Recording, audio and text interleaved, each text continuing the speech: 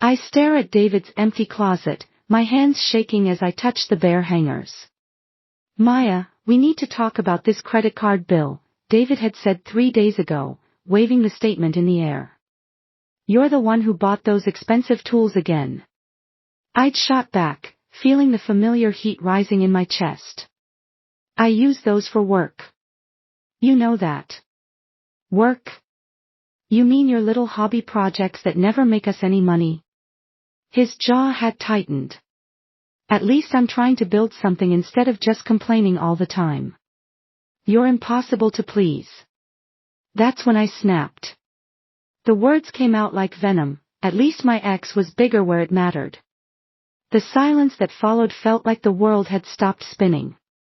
I watched David's face crumble, watched something precious die in his eyes. I guess you finally told me how you really feel, he'd said quietly, his voice barely above a whisper. Now I'm alone, surrounded by the ghost of what we used to be. His coffee mug still sits in the sink because I can't bring myself to wash it. The indent from his pillow remains untouched on his side of the bed that I knew exactly what I was doing when I said those words.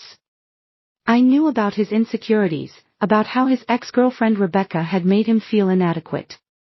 He'd trusted me with that pain, and I'd weaponized it the moment I wanted to win a stupid argument about money. 3 days.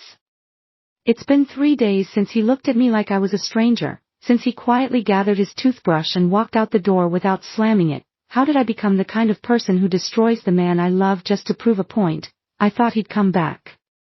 We always came back after fights, but I wake up to the sound of tape being pulled, cardboard boxes scraping against the hardwood floor.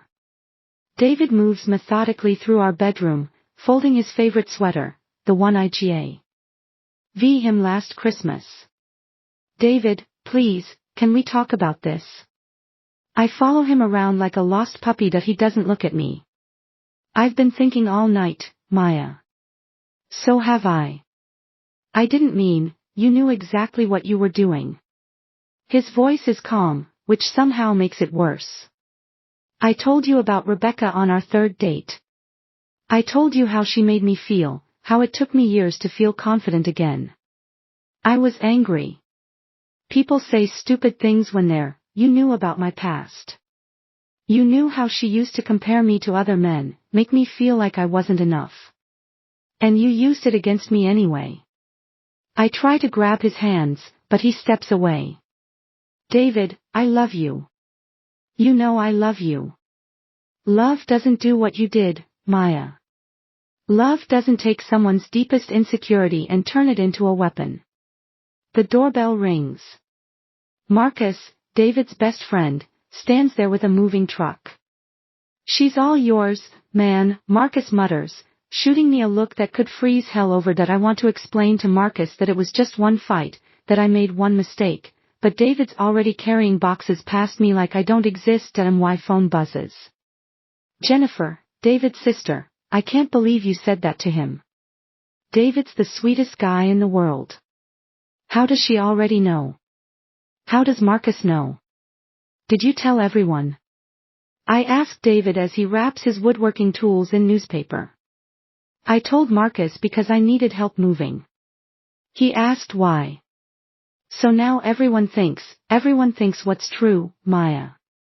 That you're someone who uses intimacy as ammunition. He's right, and that's the part that hurts most.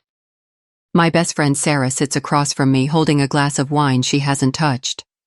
Honey, I love you, but that was really cruel, she says gently. I know that, I snap, then immediately feel guilty. I'm sorry, I know you're trying to help.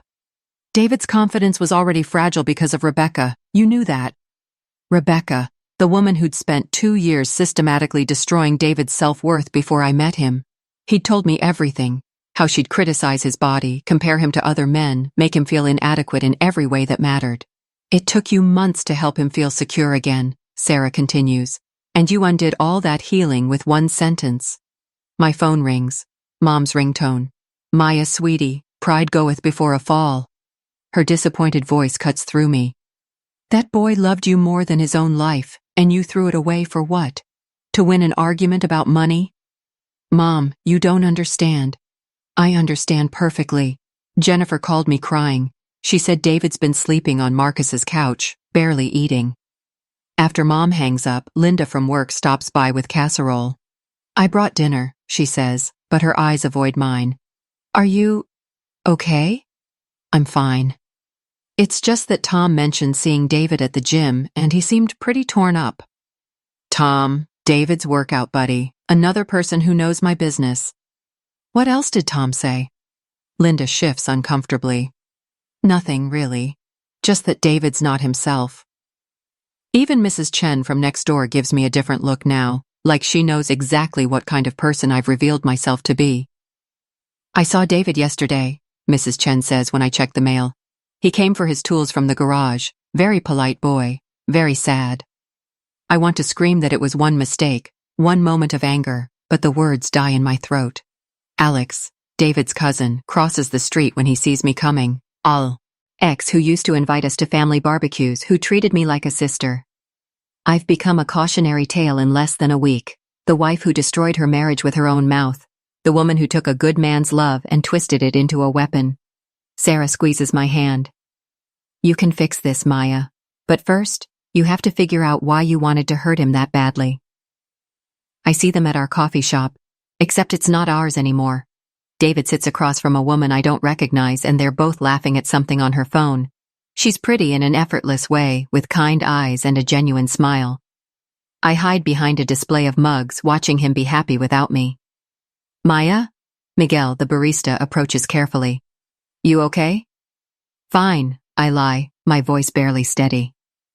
He seems good, Miguel says, clearly trying to be kind. Asked about you last week, though. My heart does something painful. He did? Yeah. Wanted to know if you were still coming in, if you seemed okay.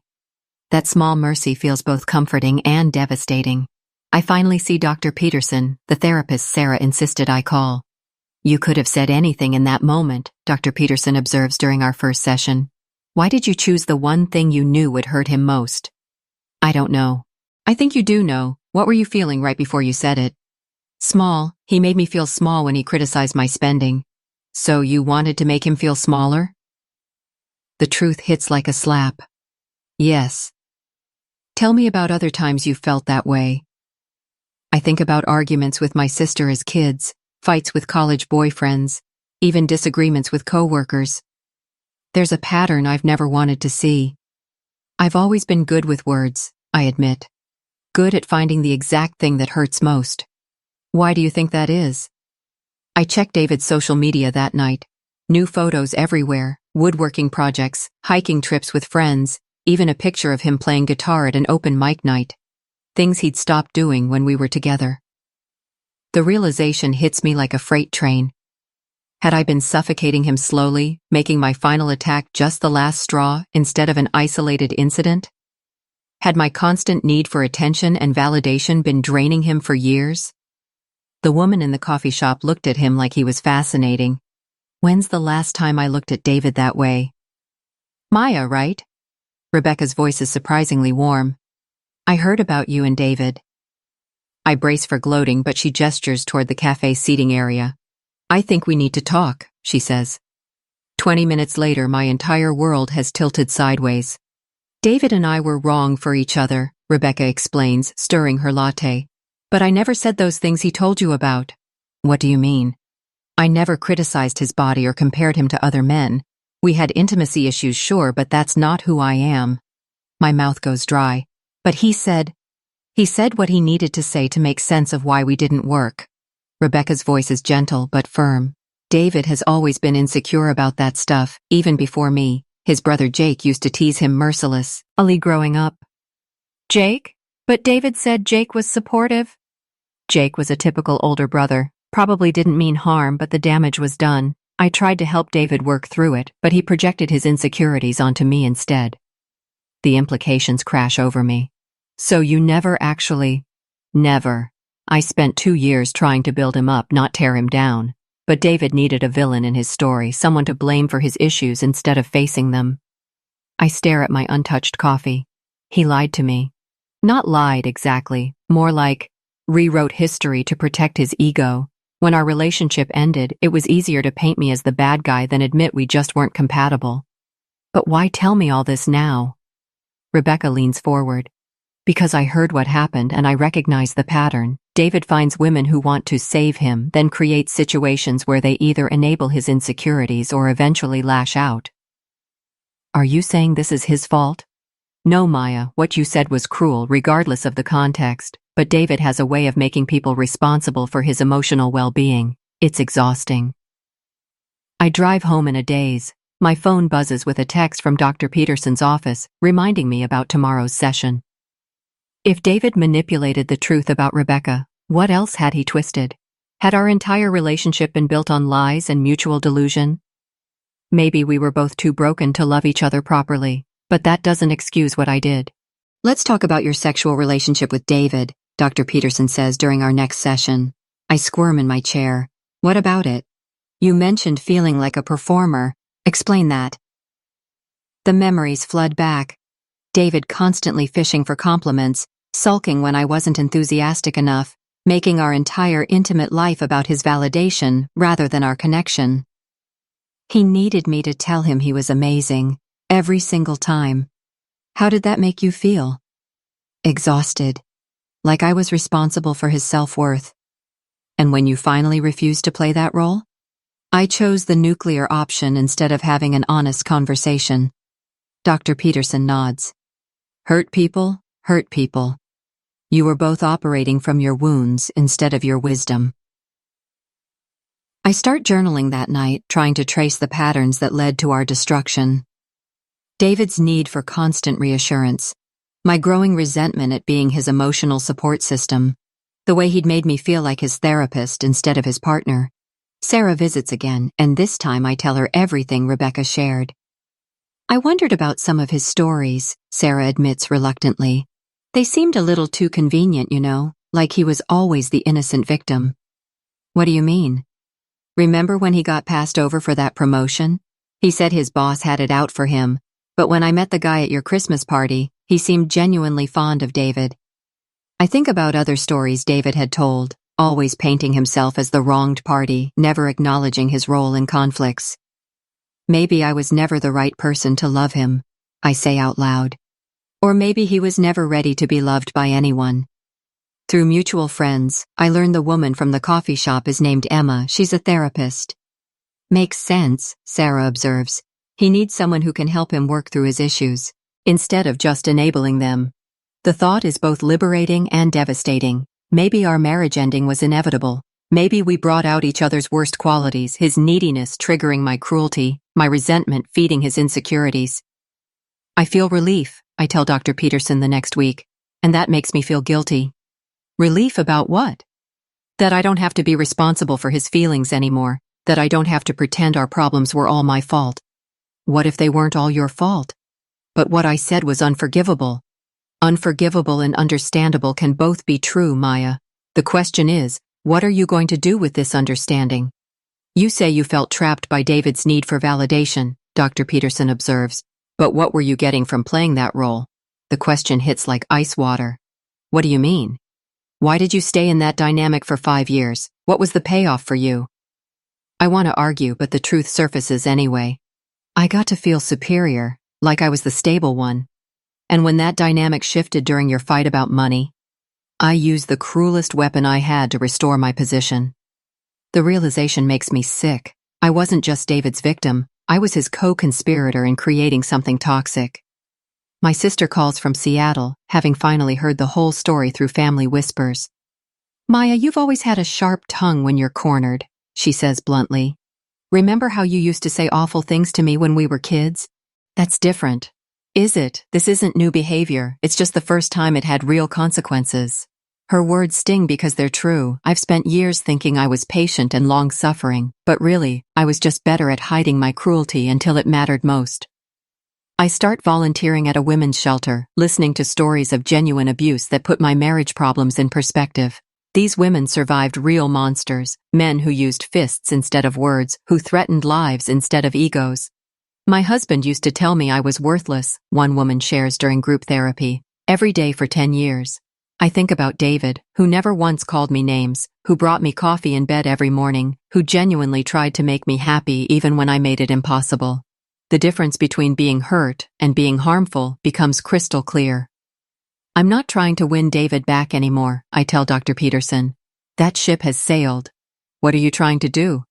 Become someone worthy of love. Starting with learning to love myself without needing someone else's insecurities to make me feel valuable. That's the hardest work there is. I know. But it's the only work that matters now. Alex's wedding feels like stepping into an alternate universe where I'm the villain everyone politely tolerates. David looks healthy and happy, his arm around Emma's waist with genuine contentment instead of the desperate neediness I remember. When we're forced to make small talk during cocktail hour, he's polite but distant. You look well, he says, and I can tell he means it without any hidden agenda. Thank you. I've been working on myself. A lot of therapy. He nods, understanding flickering in his eyes. That's good. We both needed that. I hope you're happy, David. You deserve that. We both do, he replies, and for the first time since this began, I leave him. Later, I overhear him talking to his brother Jake by the bar. Jake looks nothing like the bully David had described. He's gentle and thoughtful, genuinely concerned about David's well-being. I'm proud of you for getting help, Jake tells David. Mom and I were worried after the divorce, but you've really turned things around. Thanks, man. Therapy's been good. Emma's been good. She seems perfect for you, really calls you on your stuff without being mean about it. I realized David had painted Jake as a villain the same way he'd painted Rebecca, rewriting history to protect his ego. We were both guilty of creating narratives that served us rather than facing uncomfortable truths. During the bouquet toss, I stand in the back while Emma catches the flowers.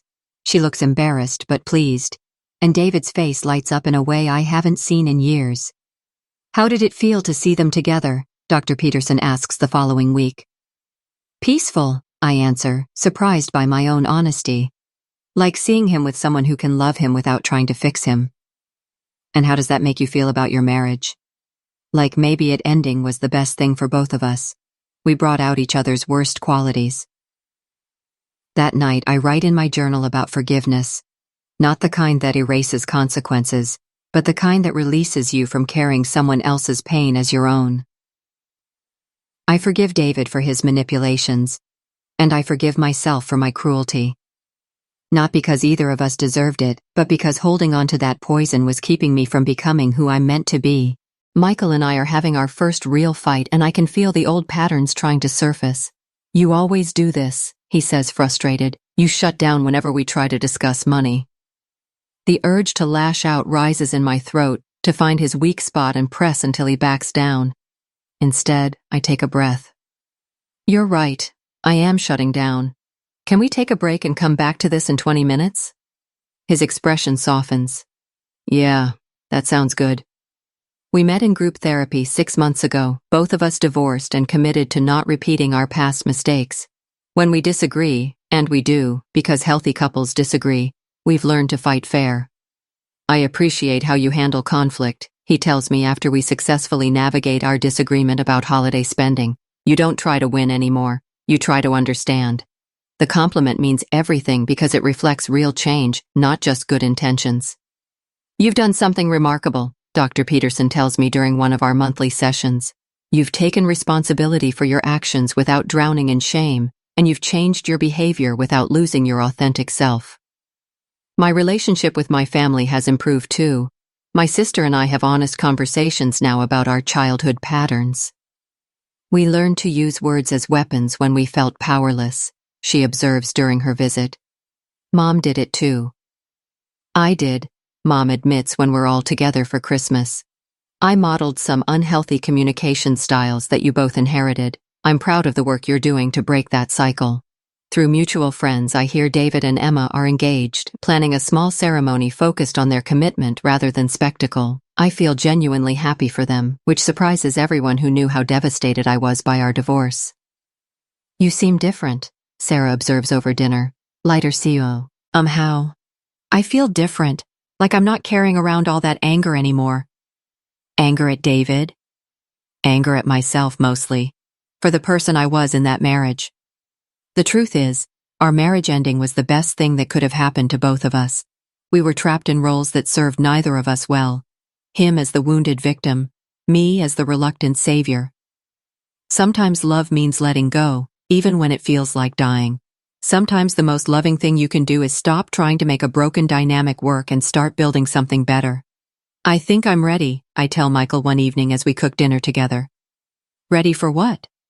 To love someone without trying to fix them. To be loved without needing to be needed. My phone buzzes with an unexpected text from David. Saw your interview in the local paper about your nonprofit work. I'm really proud of how you've turned things around. I hope you're well. It's the first time we've communicated directly since Alex's wedding, and his words feel like absolution I didn't know I still needed. I write back. Thank you. I hope you and Emma are happy. You both deserve all the good things.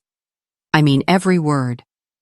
The goal isn't to never hurt each other, I tell the audience at a communication workshop I'm leading. The goal is to hurt each other accidentally, not on purpose, and to repair the damage when we do. Sharing my story isn't easy, but it helps other people recognize destructive patterns before they cause irreparable damage. What would you say to someone who's made the same mistake you did? A woman in the front row asks. I'd say words have power, the power to build or destroy, heal or wound. The choice is always ours to make, and if you've chosen to destroy, the work of rebuilding starts with yourself. Michael and I are talking about marriage now, but it's a different conversation than David and I ever had. We discuss our fears openly, our past failures honestly, our hopes realistically. I want to marry you, he says over dinner at the restaurant where we had our first date. Not to complete me or heal my wounds, but to build something together from our already whole selves. Yes, I say without hesitation. Sometimes I still think about that night when I said those terrible words, but not with crushing regret anymore. Instead, I think about it as the moment I learned that being right isn't worth being cruel, that winning an argument means nothing if you lose yourself in the process. Those 7 words ended my marriage, but they also began my real life, the one where I take responsibility for my actions, where I choose kindness over victory, where I love people without trying to fix or control them. In the end, the most important words aren't the ones that destroy, they're the ones that rebuild, including the ones we say to ourselves when we're learning to forgive and grow.